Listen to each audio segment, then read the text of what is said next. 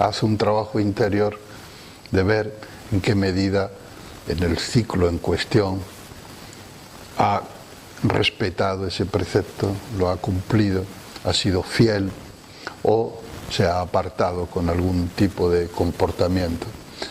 Entonces, es una práctica muy saludable para uno mismo y para la comunidad.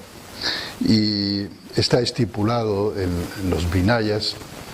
Los Vinayas son la colección de reglas monásticas, ¿no?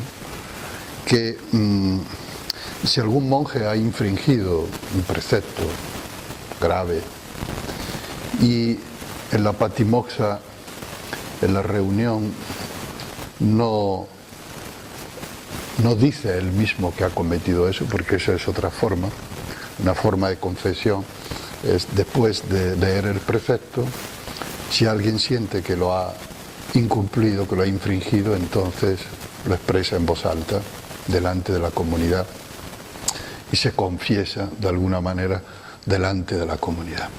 No todas las formas son así, pero esta es una de las formas. Es quizá la más estricta, ¿no? Porque supone un desvelamiento de los propios errores delante de la comunidad, por supuesto con una petición de perdón, de ser comprendido, de ser... Pero si alguien sabe que otro ha infringido de forma grave un precepto y no lo anuncia él mismo, entonces esa persona o los demás o la persona que lo sepa tiene la obligación moral de decirlo. Pero no se concibe como una denuncia, ¿no? Como una de no, este hizo tal, ese lo hizo, sino como una ayuda para la purificación kármica de la persona que ha infringido el precepto, ¿no?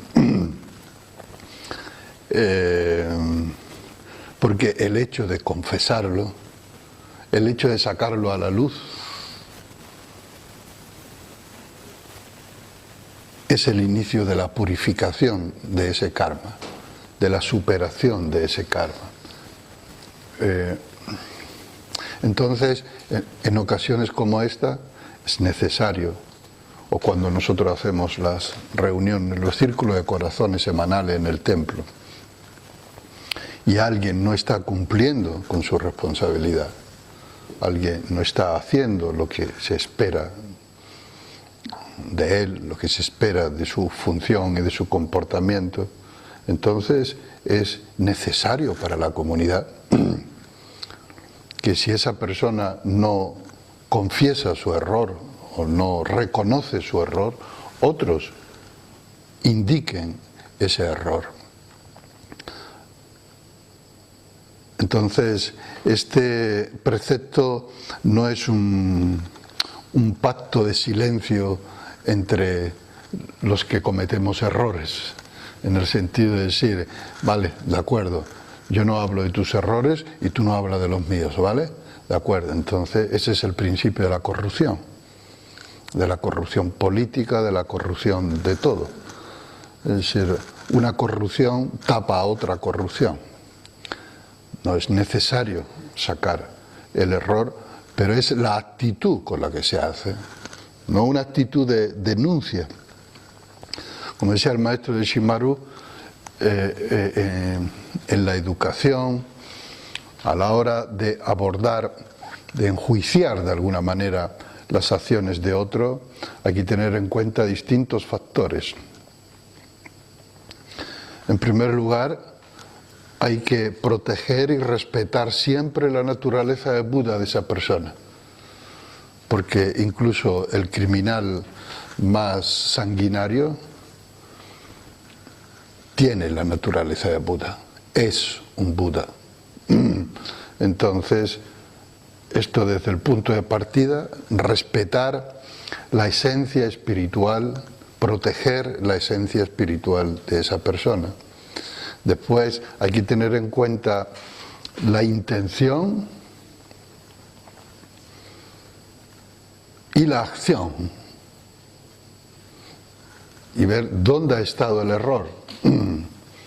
porque a veces la intención es buena, realmente, es pura, no es una intención de dañar, no es una intención de generar disturbio, no es una intención de hacer daño ni hacer mal, pero por falta de sabiduría o de apreciación, de discernimiento, se emprende una acción que finalmente resulta dañina, que resulta errónea. Entonces, en ese caso, se debe proteger y cuidar la intención que ha sido buena y censurar y reconocer el error en la acción en sí. Y también puede pasar al contrario, que uno con muy mala intención finalmente haga una acción que resulte beneficiosa por carambola o por... Entonces, en ese caso, aunque se reconoce que esa acción finalmente ha sido beneficiosa, pero la intención que la movió fue una intención errónea. Entonces, hay que censurar la intención.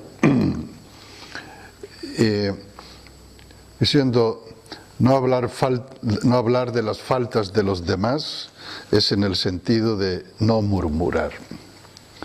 Por ejemplo, ¿qué podemos decir de un practicante que ha recibido los preceptos de Bodhisattva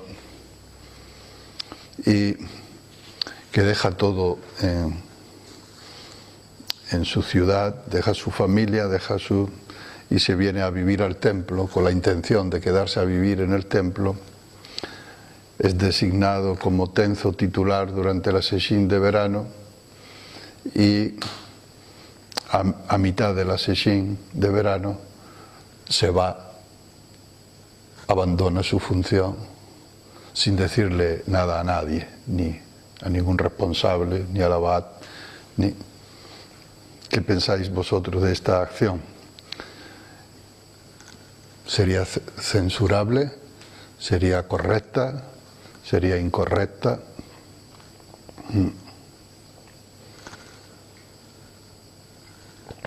Porque justo es eso lo que acaba de ocurrirnos. Luca acaba de irse esta tarde. No estoy poniendo un ejemplo abstracto, sino es algo que acaba de ocurrir hace apenas 2 horas, ¿no? Entonces, esta mañana tuve un dokusan con él y, bueno, quedamos en que se iba después de la sesshin, que ya no se quedaba ni a la siguiente sesshin. También está enfermo, está mal, tiene problemas estomacales muy fuertes. Yo comprendo su situación. Acaba de separarse. Ha dejado a su hijo por el que siente un gran apego, una gran estima. Y vino al templo como un toro en estampida, ¿no? Así diciendo, por fin, ahora que soy libre, pues ya me puedo dedicar a ser monje, por ejemplo. Y claro, 2 semanas que no ha llegado a cocina y se ha sentido como un tigre enjaulado, ¿no? Entonces yo comprendo que se sienta mal, comprendo que la situación sea tensa, incluso comprendo que tenga una necesidad compulsiva de irse, la misma compulsión con la que se vino, pero por lo menos unas palabras de adiós. Si no, es como... es dejar a la sangha en una situación en medio de una sesshin. Es irresponsable, ¿no? Podríamos decir, es irresponsable. Y entonces no se trata de ahora de criticarle, de anatemizarle, de decir a la hoguera, no se trata de eso. Yo le deseo lo mejor y ojalá que pueda curarse y que pueda encontrar un buen cauce para su vida, pero el comportamiento, la acción no puede ser aprobable, ¿no? ¿Qué pensaríais vosotros si de pronto no me presento al Teixo Iban a buscarme a mi despacho y no estoy, van a buscarme a mi casa y no estoy. Os encontré con una nota que dice: ahí os queda, que me voy, me he ido.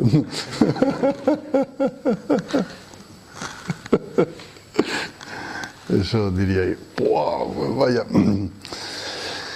Séptimo precepto dice: no te elogies a ti mismo ni denigres a los demás.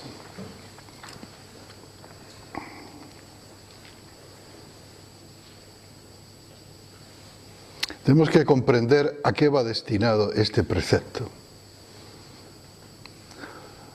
Va dirigido a una actitud muy generalizada en todos nosotros, de creer que uno siempre tiene razón, de que uno hace siempre las cosas bien y que son los demás los que están equivocados y los que se equivocan siempre. Entonces uno se elogia a sí mismo y dice: qué bien lo hago, qué bien lo pienso, pero el otro, mira qué mal lo hace, ¿no? Entonces, apliquémoslo este precepto en nuestro comportamiento diario, en nuestras relaciones diarias, y veremos cuántas veces, cuantísimas veces caemos en esto. Está claro que si uno actúa de una determinada manera es porque cree que es la mejor manera.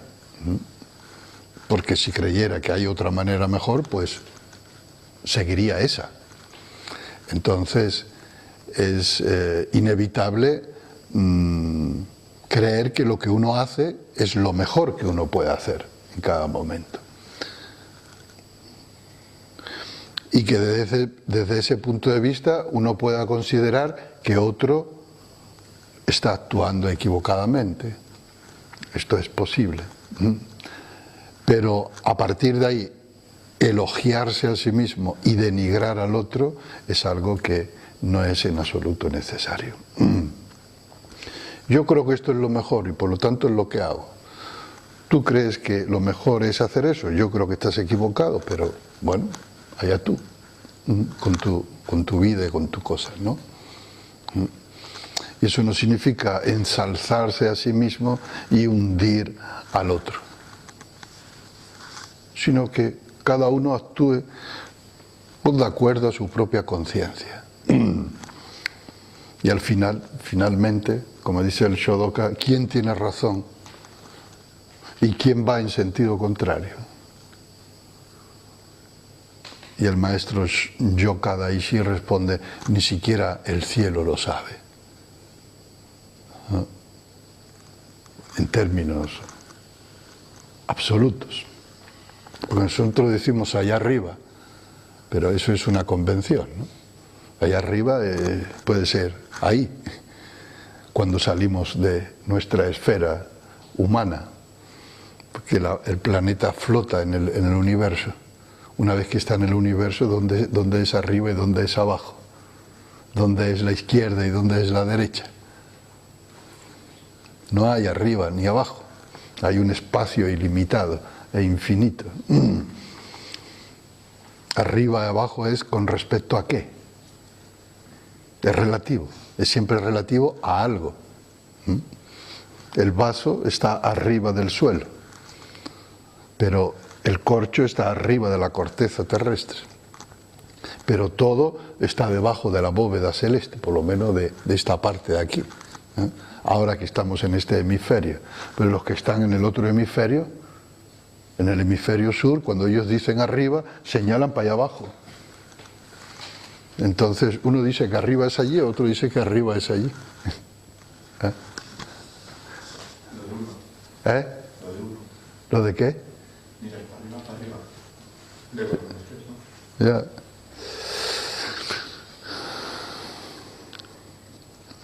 Y finalmente, no te elogies a ti mismo ni denigres a los demás, significa que deberíamos considerar de alguna manera que los errores de los demás son nuestros propios errores y que nuestros aciertos son los aciertos de los demás. Todos, dice Dogen, todos y cada uno de los Budas y patriarcas abarcan el cielo completo y la gran tierra. Cuando el cuerpo del Dharma aparece, no hay ni una pizca de tierra en la tierra. El gran cuerpo del Dharma es la visión del Dharmakaya, la vida cósmica, el universo, el cosmos. Hay el cosmos como un solo cuerpo, la totalidad de la vida como un solo cuerpo. Entonces, en ese mismo cuerpo somos idénticos a los que cometen errores, a los que se extravían, a los que infringen los preceptos, somos idénticos a ellos. No aparece una pizca de tierra en la tierra, quiere decir que cuando la visión del Dharmakaya, del cuerpo universal, aparece como un todo, no podemos separar de ese todo ni siquiera una pizca de tierra. No podemos diferenciar, no podemos apartar, porque es un todo. Por eso cuando los Budas y patriarcas y ancestros realizan el cuerpo Dharmakaya, su cuerpo abarca la totalidad, tanto de los justos como de los pecadores. Entonces, dicho en pocas palabras, estamos todos en el mismo barco y los errores de uno son nuestros propios errores, de alguna forma. Eso no quiere decir que tengamos que asumir la responsabilidad de los errores de los demás. Al mismo tiempo, cada uno es cada uno. Quiere esto decir que el otro es una parte del yo. El otro es otra parte del yo. El otro es otro yo. Por lo tanto, los errores del otro son los errores del otro yo. El octavo precepto dice: no tengas avidez de Dharma ni de objetos materiales. Una sola frase del Dharma es la expresión de la realidad de las miríadas de formas y de los 100.000 seres. Una sola frase del Dharma es la realización de todos los Budas y patriarcas. Deberíamos dar el Dharma siempre que se nos sea pedido. No lo des nunca de mala gana. No tener avidez de Dharma, en general, no solemos sufrir demasiado de esto. Más bien sufrimos de la avidez de objetos materiales. Ojalá tuviéramos esta enfermedad para poder aplicar la medicina adecuada, pero primero hay que tener la enfermedad, que es la avidez de Dharma, y no es nuestro caso, en general, ¿no? Algunos sí, ¿no? Conocemos a algunos que tienen una avidez de conocimiento, una avidez de acumulación, una avidez de colección, es el espíritu, son los espíritus hambrientos aplicados al Dharma. Entonces conciben el Dharma como algo que tienen que estar engullendo, engullendo, engullendo, y nunca es suficiente, nunca es bastante, nunca se llega a la saciedad. Cuando una sola frase del Dharma, un solo poema, el verso de un solo poema, una expresión dentro de un verso de un solo poema, si lo penetramos, si lo degustamos, si lo paladeamos, puede llegar a darnos una satisfacción espiritual muy plena y profunda. Dogen comenta de este precepto: el Dharma es la verdadera realidad que lo impregna todo. Cuando no aparece la codicia, se practica el precepto de no tener avidez de Dharma ni de objetos materiales. La avidez de objetos materiales también es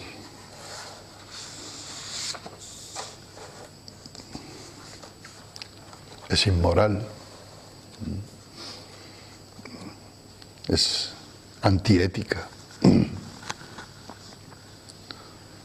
Sobre todo si tenemos en cuenta que desde que se ha podido calcular la huella ecológica, que es, esto lo hizo la organización ADENAT, ¿no?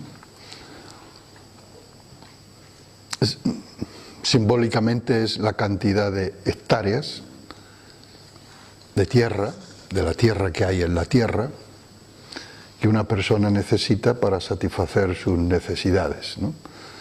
Y en esa medición se incluye la energía, se incluye los desechos, se incluye la alimentación, se incluye el oxígeno, se incluye el agua, todo eso.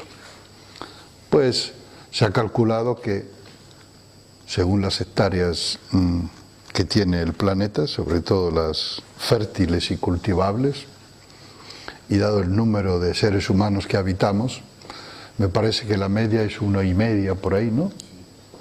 1,5 hectáreas por persona. Nos correspondería para que todos tuviéramos suficiente para vivir. Entonces nos encontramos que muchos países de África y de Asia y de Sudamérica no llegan ni a 1/4 de hectárea, lo que realmente consume. Es decir, tienen mucho menos de lo que les corresponde por justicia. Y un ciudadano español, francés, pues estamos ya a las 7,5, ¿no?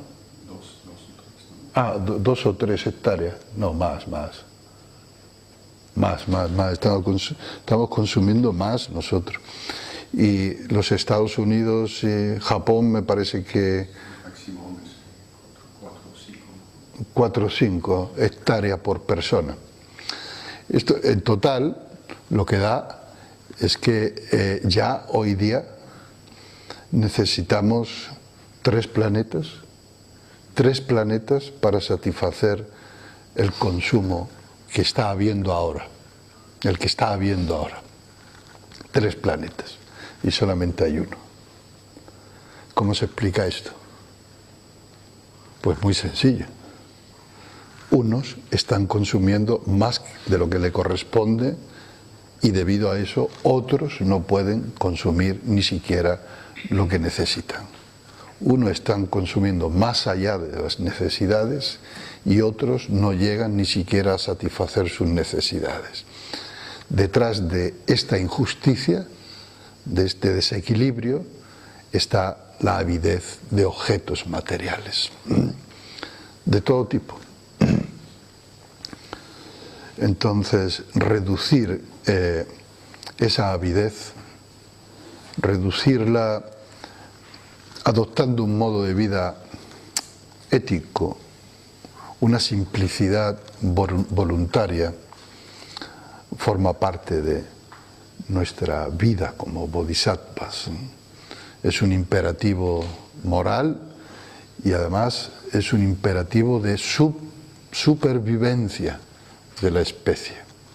Tenemos que ver cómo ir decreciendo, porque si estamos consumiendo 2 o 3 hectáreas y solo nos corresponde 1,5, entonces tendríamos que ver cómo ir decreciendo para llegar a eso. Pero ¿quién se plantea el decrecimiento ahora? Los gobiernos siguen con las antiguas tesis de que para salir adelante hay que crecer, hay que seguir creciendo. Eso quiere decir, hay que seguir consumiendo, es decir, hay que seguir utilizando recursos, objetos materiales, materias primas. Ahí está la contradicción y el problema. Por eso de esta crisis seguramente no vamos a salir creciendo. Y seguramente los políticos lo saben, pero todavía no pueden decirlo, porque eso sería entonces una alarma social, ¿no? Un escándalo social. El precepto número 9 dice: no te encolerices. Cuando vas y vienes sin apegos, cuando eres real sin apegos, el océano de nubes magníficas y brillantes aparece ante ti. Lo contrario del océano de nubes magníficas y brillantes es un cielo bien cargado, soltando rayos y truenos, que es la energía de Zeus, ¿no? La energía de la cólera, ¿no? O sea que Zeus se encolerizaba y mandaba rayos a los humanos, y al que le pillaba lo freía, ¿no? Eso es un arquetipo. Zeus es un arquetipo de un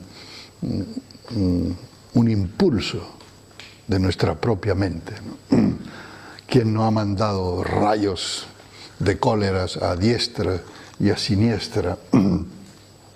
Pero la cólera tiene un enorme poder destructor.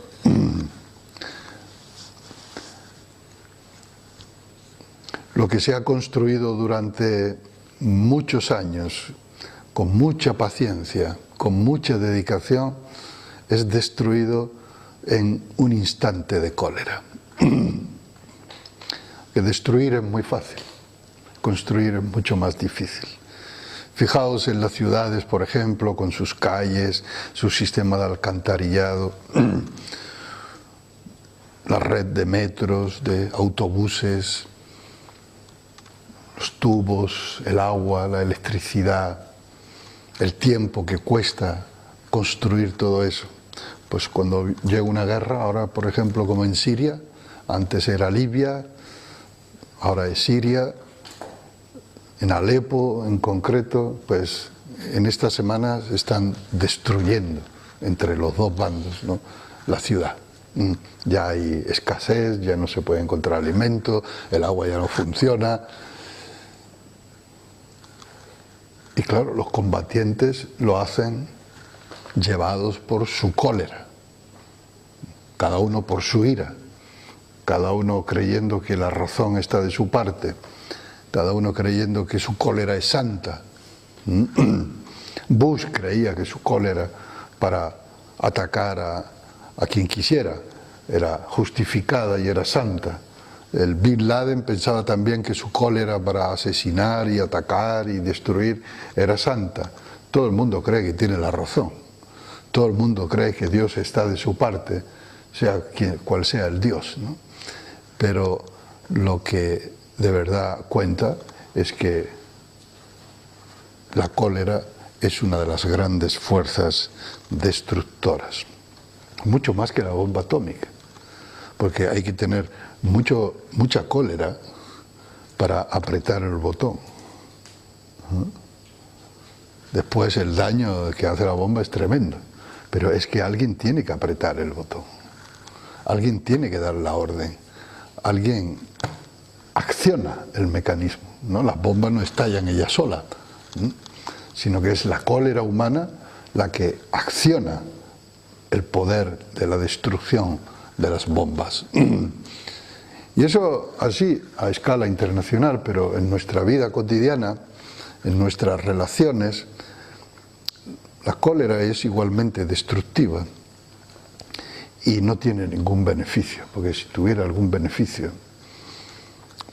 pero no tiene ningún beneficio, porque las secuelas que deja la cólera en la persona que recibe los efectos y en la persona que ha sentido la cólera, igualmente es un campo quemado, después es un campo quemado. Vemos que la venganza da placer, incluso podemos deleitarnos en el placer de la venganza, pero ese placer se convierte en un dolor muy intenso sin que pase mucho tiempo.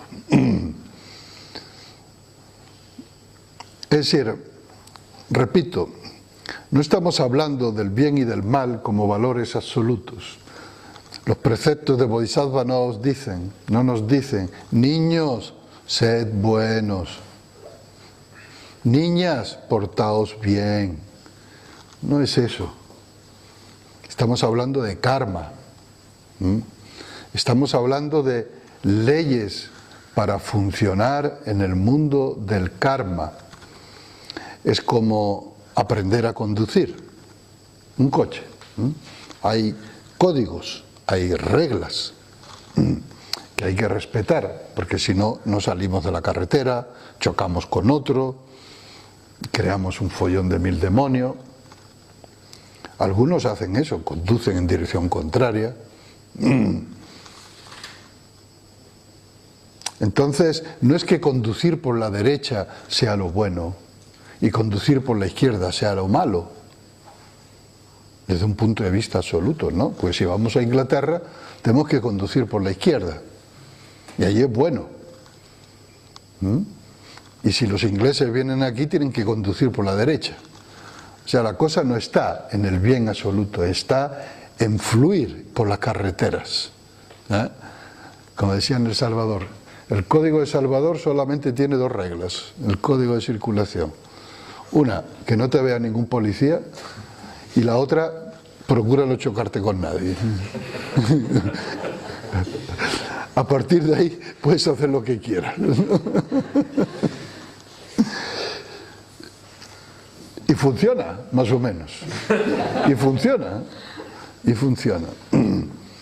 Te quiero decir, estamos hablando de cómo conducirnos, cómo fluir por la vida teniendo los menores encontronazos, los menores accidentes, los menores problemas, es decir, las repercusiones kármicas más benignas o positivas para nuestros pensamientos, palabras y actos.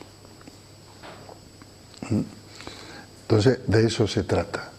Y cuando los preceptos, las enseñanzas de los preceptos indican estos preceptos en concreto, es porque es con respecto a estos preceptos, entonces deberíamos recibir respetuosamente los 3 tesoros, entregarnos a ellos y no dañarlos, creando desunión en la sangha o calumniando a los miembros de la sangha, al maestro, a los maestros, etc. Es igual si la sangha y los 3 tesoros se convierten en la referencia para muchas personas y son como una barca realmente que ayuda a atravesar el océano de sufrimiento del mundo. Si debido a nuestra cólera, a nuestra rabia, por la razón que sea injustificada, nos ponemos a destruir a estos 3 tesoros, pues estamos haciendo un gran daño. Es un gran daño. En el budismo se dice que hay unas faltas o cuya repercusión, cuyos efectos son inmediatos. Una es matar al padre, matar a la madre, matar al Buda, a un maestro o a un Mahasattva. Y otra es crear desunión o separaciones dentro de la sangha, minar la armonía y la cohesión de la sangha. Se le llaman pecados de retribución inmediata, porque en la doctrina del karma se dice que muchas de nuestras faltas o de nuestros errores kármicos, sus repercusiones se manifiestan en los 3 tiempos. En el presente son las de retribución inmediata. Por ejemplo, tomamos un veneno y ¡pam!, inmediatamente el efecto está ahí, ¡pam!, y morimos, ¿no? El veneno no espera al año después, o a 3 años, o a 5 años, o a la siguiente vida. Actúa enseguida. Hay otras acciones cuya repercusión son a medio plazo. Medio plazo puede ser 10, 15, 20 años, o a lo largo de toda esta vida, en algún momento de esta vida, y otras repercusiones o retribuciones que aparecen en las vidas futuras. Es decir, no tenemos manera de escaparnos del karma, porque al ser una ley natural,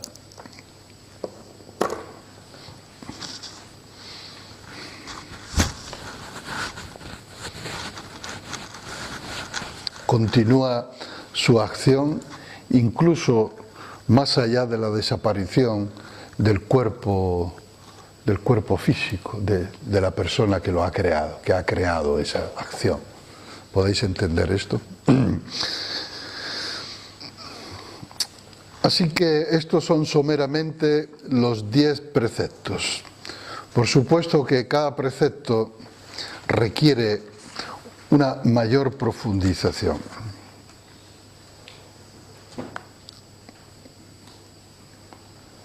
Y en parte la relación maestro-discípulo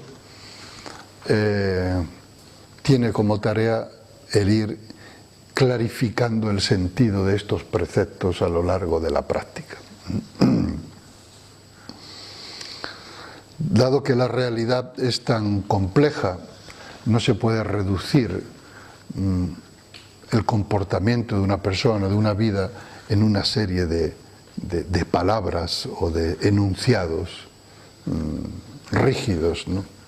La realidad es mucho más compleja.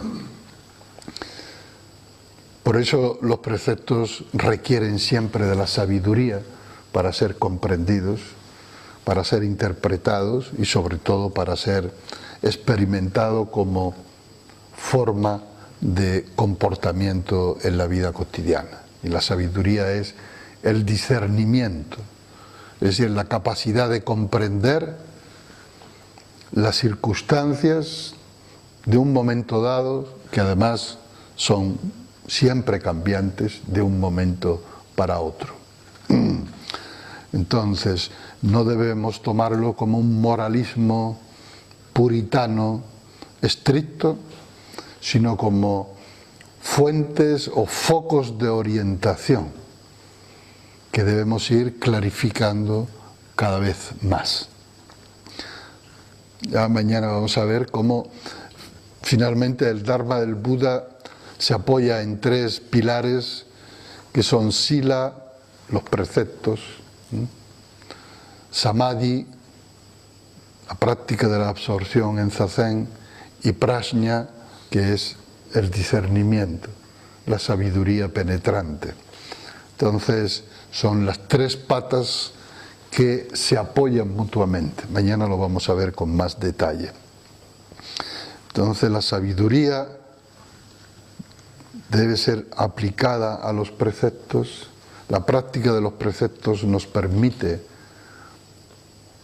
una mejor disposición para penetrar en el samadhi, en la experiencia del samadhi, y el samadhi de Zazen nos va abriendo cada vez más el ojo de la sabiduría para comprender la verdadera naturaleza de las cosas.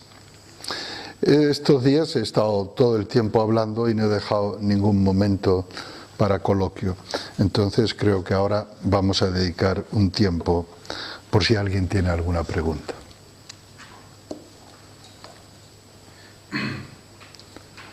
Maestro, con respecto al karma, cuando se intenta matar al padre y a la madre, ¿qué consecuencias? Solo el intento, digamos, o sea, la idea de hacerlo. Vamos a ver, desde el punto de vista del budismo, una acción kármica completa, es decir, completa, madura para que dé el fruto, se compone de 3 partes, de 3 aspectos. Primero está la intención de hacer, después está la acción. Y una vez que la acción ha sido hecha, la complacencia en los resultados de la acción. Cuando se dan los 3 elementos, esa es una acción kármica plenamente madura y es la que tiene la retribución inmediata. Solamente la intención eventual, alguna vez, de vez en cuando, sin que eso llegue a plasmarse en ninguna acción, no es una acción kármica completa. Por supuesto que es una acción kármica mental de alguna forma, ¿no? Y que hay que cuidar, porque todo empieza en la mente, todo empieza en la intención de la mente. Pero no se puede decir que sus efectos kármicos maduren a no ser que se cumplan estas tres condiciones. De manera que uno puede matar al padre sin intención, en un accidente, o a la madre, ¿no? Sin que haya intención. Y cuando uno se da cuenta de lo que ha hecho, obviamente no se complace en lo que ha hecho, ¿no? Porque lo ha hecho sin querer, sin darse cuenta. Pueden ocurrir muchos accidentes. Algunos padres han matado a los hijos sin darse cuenta, ¿no? Porque estaban jugando debajo del coche, porque 100.000 historias que hay, ¿no? Entonces, esto es a veces uno está ofuscado y tiene la intención, por ejemplo, ofuscado por la cólera o por la rabia o por la venganza, ¿no? Y en ese momento de ofuscación surge la intención, se realiza el acto, se completa el acto, pero después, cuando uno vuelve en sí y sale de la ofuscación de la cólera, dice, ¿pero qué he hecho?, ¿no? Entonces se arrepiente. Entonces, aunque eso es un eximente también ante la ley humana, ¿no?, el arrepentimiento, pero desde el punto de vista kármico también es un eximente. Eximente se dice. Eximente. Eximiente. ¿Ah? ¿Me entiendes? Siguiendo con este tema, por ejemplo, ¿un rito de purificación influye en ese karma o es imposible? Influye. No, en primer lugar, no se puede hablar de generalidades, porque no son iguales todas las acciones, ¿eh? Los efectos no son los mismos, ¿no? Pero en general el arrepentimiento, la confesión de verdad, o sea, de verdad quiere decir la confesión, el sentido de la confesión es que nuestra propia conciencia pura reconoce el error. La práctica de la confesión es una práctica de reconocimiento, es una práctica de conocimiento.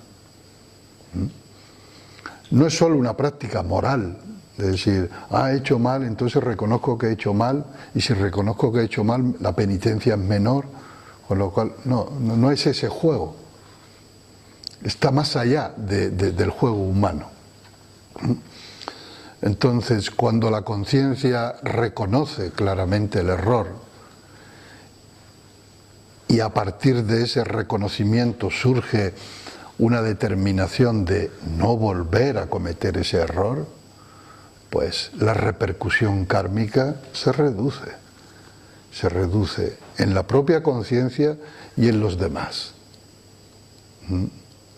Lo vemos también en este diálogo que os dije ayer, o antes de ayer, que se está teniendo lugar entre, por ejemplo, etarra y víctimas.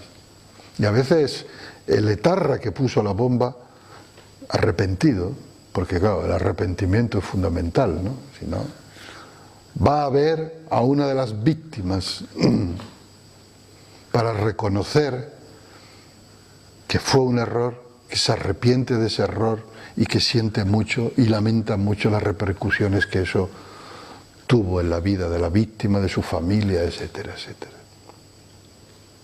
Eso es gloria bendita. Es gloria bendita para el exterrorista, es gloria bendita para la víctima, si la víctima está abierta también a este reconocimiento, ¿no? Es una liberación para la víctima también. sí está abierta. Y muchas veces en la ignorancia las víctimas lo que buscan es venganza, no justicia. Justicia es el eufemismo. Venganza. Tú me has hecho daño, pues ahora te jode, te vas a joder. La ley del talión, que sigue imperando en la justicia humana. Ojo por ojo, diente por diente. No. Eso lo único, esa actitud, esa forma de ver la justicia, lo único que hace es continuar con la rueda del karma, del dolor y del sufrimiento. Porque después convierte al verdugo en víctima, y la polaridad es pasar de víctima a verdugo, de víctima a verdugo, de víctima a verdugo. Y es esa polaridad la que hay que romper. Lo vemos en el caso del pueblo judío, que fue víctima de la mayor aberración que hayamos conocido, que conozcamos de toda la historia, ¿no? Y en el momento y eso generó un enorme dolor en el alma del pueblo judío, no solo de cada persona, sino del colectivo, el inconsciente colectivo como pueblo, ¿no? Un tremendo dolor que no se ha sanado todavía. Entonces, en la inconsciencia se pretende sanar mediante la venganza encubierta, que es lo que están haciendo con los palestinos.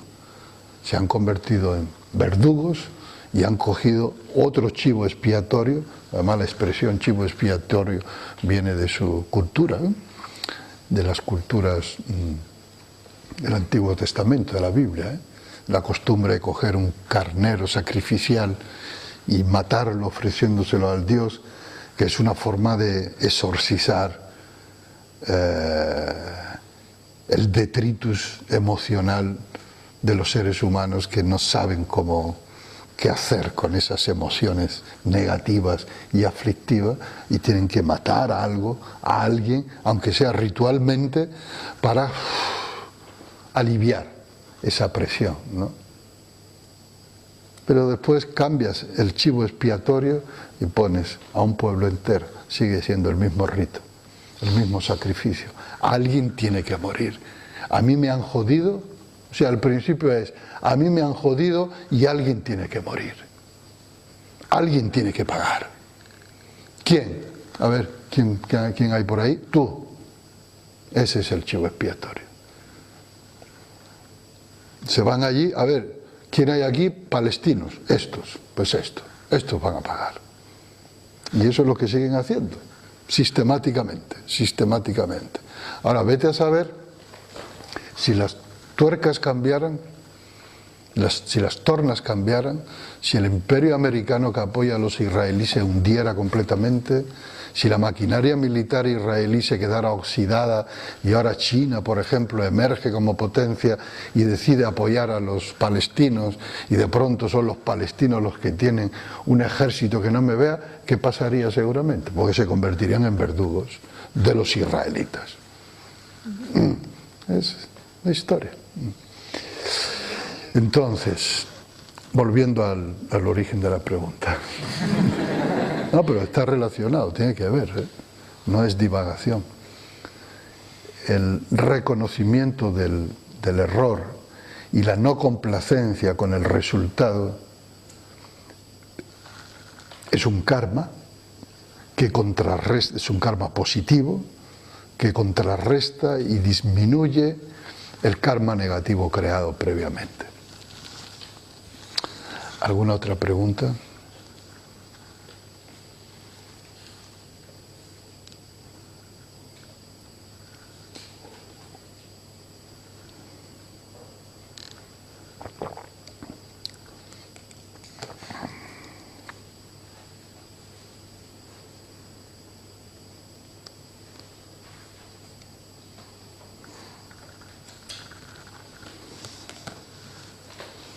Yo quería que clarificara un poco más lo de la paz y la armonía.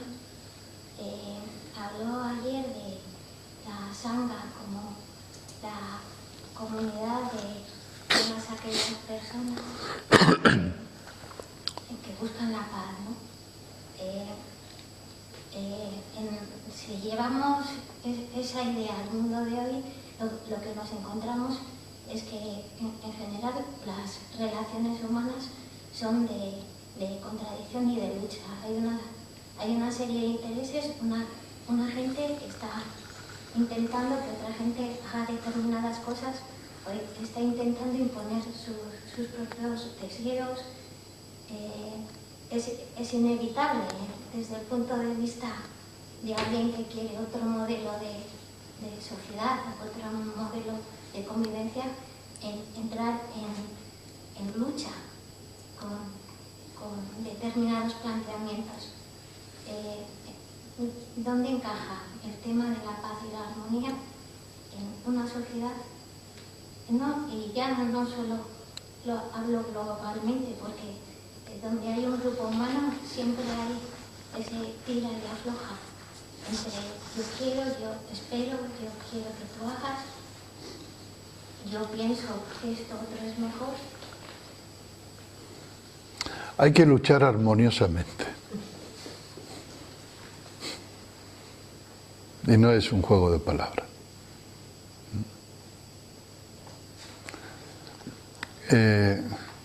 La vida es, en general, incluso la vida mineral, la vida de los elementos, hay una continua tensión entre el agua, la tierra, el aire, el fuego.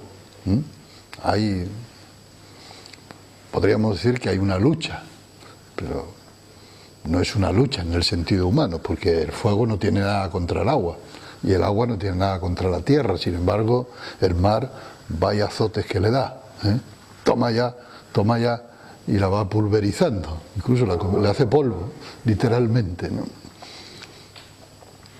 Pues deberíamos luchar en el sentido de seguir por lo que sentimos en nuestro corazón, como el agua que golpea los acantilados, sin nada personal. Como decían los miembros de la mafia cuando mataban a alguien, no es nada personal. Puro negocio, es solo negocio. De aquí no, esto es una broma. Quiero decir con esto que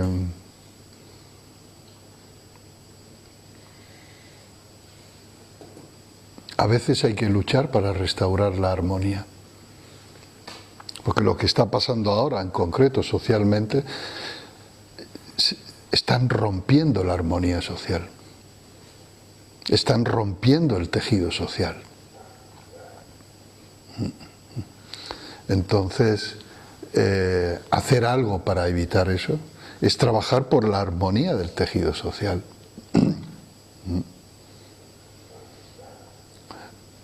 La armonía y la paz no quiere decir ausencia de conflicto. Quiere decir no enconarse emocionalmente, denigrando al adversario, por ejemplo, o reduciéndolo a cosas como, ¿no?, cosificándolo, como dice el otro día, que es el primer paso para después quitarle la condición humana y después justificar su asesinato, ¿no?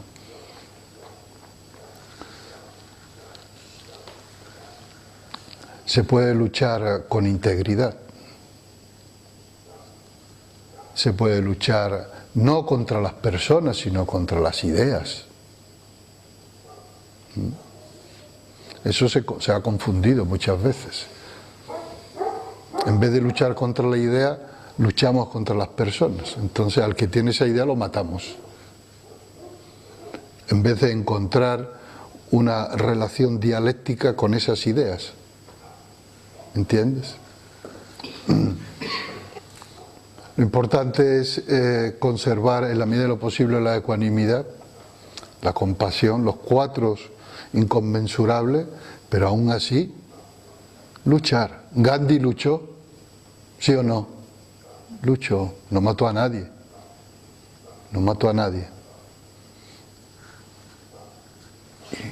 Y sacó al imperio británico, que era como el imperio norteamericano ahora, de la época, de una de los grandes continentes, porque la India no es un país, la India es un continente entero.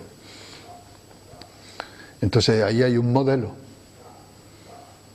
de un Mahasattva, de un gran ser. Hay un modelo, con la convicción interior, sin denigrar. Lo que pasa es que después pasó lo que pasó en la India, ¿no? Después ya, o sea, uno no puede controlar todo, ¿no? Ni siquiera Gandhi pudo controlarlo. Pero el impulso que él lanzó y el ejemplo que él hizo todavía sigue siendo un modelo para todos nosotros. O Buda Sakyamuni, que se interpuso entre los dos ejércitos, eso se puede decir que se opuso, ¿no?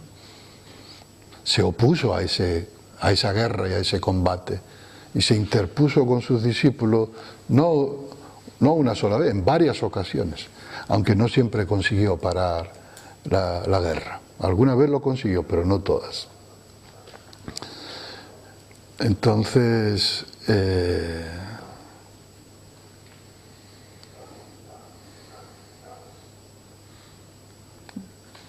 no sé si me he explicado. Podríamos haberle dicho al Buda Sakyamuni, pero Buda Sakyamuni, en la guerra existe armonía, hay una armonía entre los dos ejércitos, no te entremetas, porque si te entremetes vas a romper la armonía de la guerra. No, podría pensar algunos estrategas, pero para él la guerra en sí era ya la falta de armonía. Entonces esa acción tenía como fin el restaurar la armonía en las relaciones. Si uno sale en manifestación, puede salir en manifestación para insultar a Menganito, a Sutanito, para decirle que lo lleven al paredón, que lo guillotinen, yo no sé cuánto, no sé qué. Eso es una actitud. Y otra es salir simplemente para manifestar la oposición a una determinada medidas o a una forma de política o a una cosa, ¿no? Uno está en su derecho de ejercer eso, ¿verdad? Entonces es posible. De hecho, las verdaderas transformaciones solo se hacen en realidad cuando no son violentas. Si son violentas, no dan verdaderas transformaciones. Porque el karma generado por la violencia genera una dinámica que destruye cualquier logro, de una forma o de otra. Destruye cualquier logro. Por eso la célebre frase de Gandhi, ¿no? La paz no es el camino, la paz no es la meta, la paz es el camino. O sea, la manera de conseguir la paz es con paz.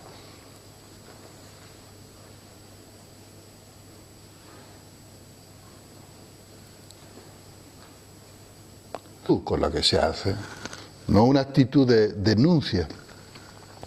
Como decía el maestro de Shimaru, en la educación, a la hora de abordar, de enjuiciar de alguna manera las acciones de otro, hay que tener en cuenta distintos factores.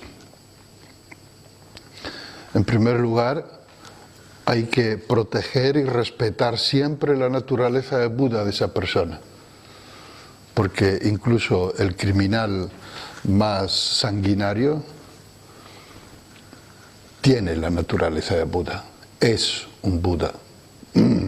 Entonces, esto desde el punto de partida, respetar la esencia espiritual, proteger la esencia espiritual de esa persona.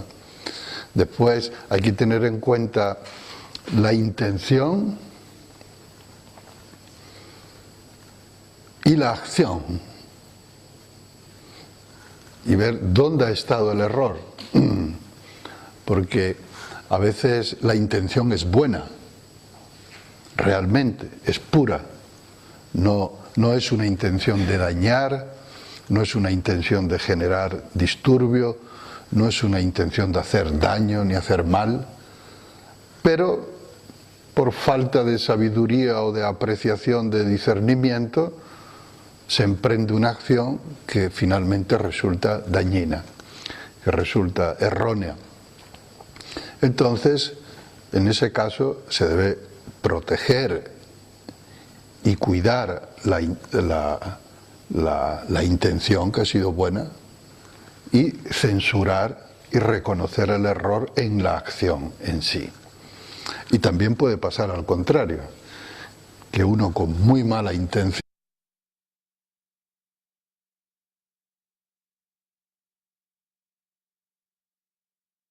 hace un trabajo interior de ver en qué medida en el ciclo en cuestión ha respetado ese precepto, lo ha cumplido, ha sido fiel o se ha apartado con algún tipo de comportamiento.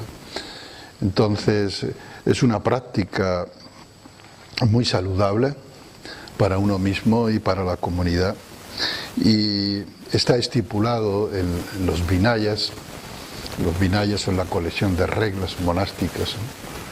Que si algún monje ha infringido un precepto grave y en la patimoxa, en la reunión, no dice él mismo que ha cometido eso, porque esa es otra forma, una forma de confesión, es después de leer el precepto, si alguien siente que lo ha incumplido, que lo ha infringido, entonces lo expresa en voz alta delante de la comunidad y se confiesa de alguna manera delante de la comunidad. No todas las formas son así, pero esta es una de las formas.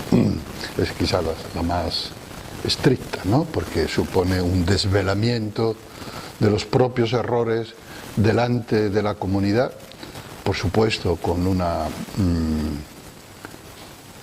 petición de perdón, de ser comprendido, de ser... Pero si alguien sabe que otro ha infringido de forma grave un precepto y no lo anuncia él mismo, entonces esa persona o los demás o la persona que lo sepa, bueno, quedamos en que se iba después de la sesión, que ya no se quedaba ni a la siguiente sesión. También está enfermo, está mal, tiene problemas estomacales muy fuertes. Yo comprendo su situación, acaba de separarse, ha dejado a su hijo por el que siente un gran apego, una gran estima, y vino al templo como un toro en estampida, ¿no?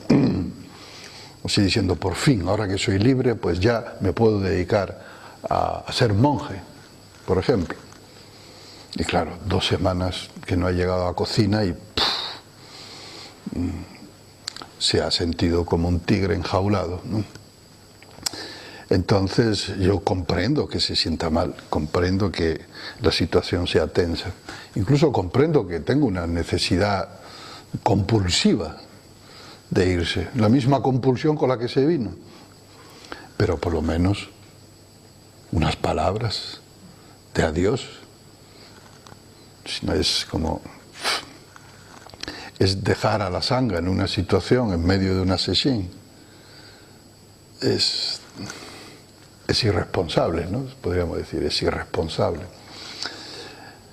Y entonces no se trata de ahora de criticarle, de anatemizarle, de decir a la hoguera, no se trata de eso. Yo le deseo lo mejor y ojalá que pueda curarse y que pueda encontrar un buen cauce para su vida, pero el comportamiento, la acción no puede ser aprobable, ¿no? Que pensación, finalmente hago una acción que resulte beneficiosa por carambola o por...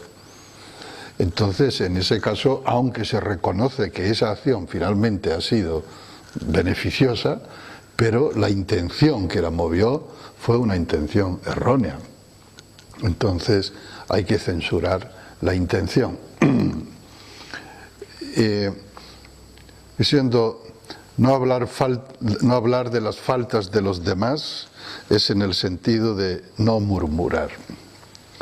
Por ejemplo, ¿qué podemos decir de un practicante que ha recibido los preceptos de Bodhisattva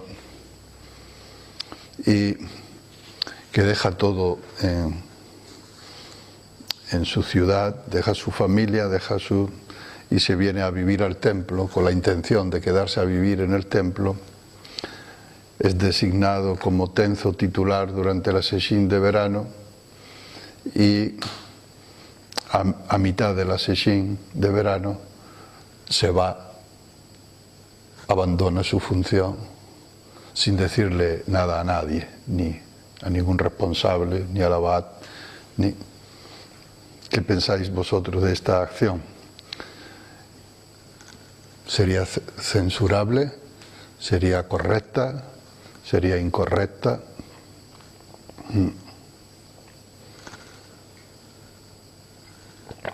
Porque justo es eso lo que acaba de ocurrirnos. Luca acaba de irse esta tarde. No estoy poniendo un ejemplo abstracto, sino es algo que acaba de ocurrir hace apenas 2 horas, ¿no? Entonces, esta mañana tú, Dokusan Kone, tiene la obligación moral de decirlo. Pero no se concibe como una denuncia, ¿no? Como una de, no, este hizo tal, ese lo hizo, sino como una ayuda para la purificación kármica de la persona que ha infringido el precepto, ¿no? Porque el hecho de confesarlo, el hecho de sacarlo a la luz, es el inicio de la purificación de ese karma, de la superación de ese karma.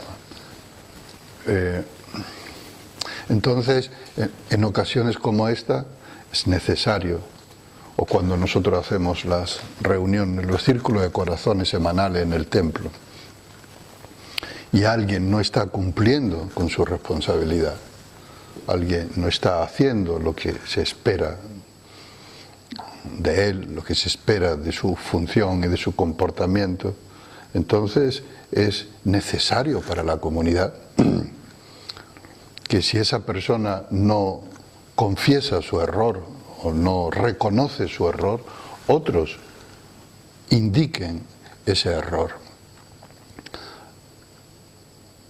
Entonces, este precepto no es un pacto de silencio entre los que cometemos errores, en el sentido de decir, vale, de acuerdo, yo no hablo de tus errores y tú no hablas de los míos, ¿vale?